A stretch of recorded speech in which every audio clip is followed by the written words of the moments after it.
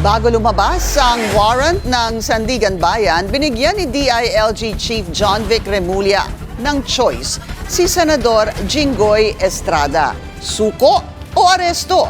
Yan ang agenda report ni Hannah T. Susuko o aarestuhin? Yan ang options para kay Senator Jinggoy Estrada ayon kay DILG Secretary John Vic Remulla. Pag-iisipan daw ni Estrada kung alin ang tatahakin at may medical concern daw ito sa ngayon. Ang concern niya ay yung tuhod niya na kailangan ng knee replacement. So sabi ko, hindi naman namin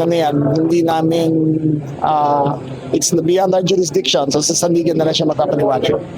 So, wala na kami masasabing iba. Hintayin na lang namin ang sabihin ng Sandigan before we issue an arrest. Tiniyak ni Remulla na walang VIP treatment para kay Estrada na sa ikatlong pagkakataon ay nahaharap sa plunder. Sabi ng ombudsman, may illicit payouts umano na nasa 573 million pesos in total ang nai-deliver kay Estrada pagdating sa flood control scandal. Nahaharap din siya sa 11 counts of graft dahil naman sa PIDAF o pork barrel scam.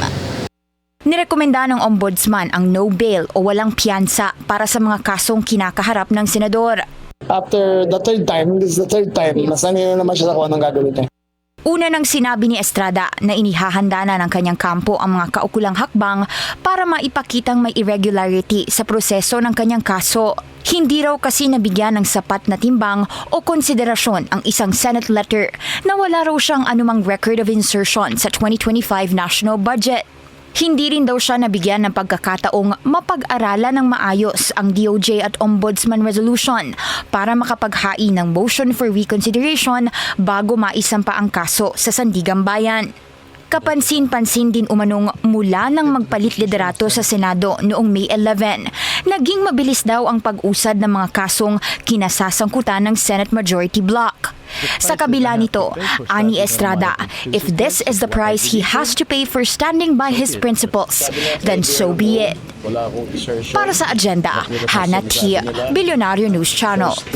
Mag-follow sa aming mga social media accounts at mag-subscribe sa aming YouTube channel para sa pinakahuli at eksklusibong mga balita.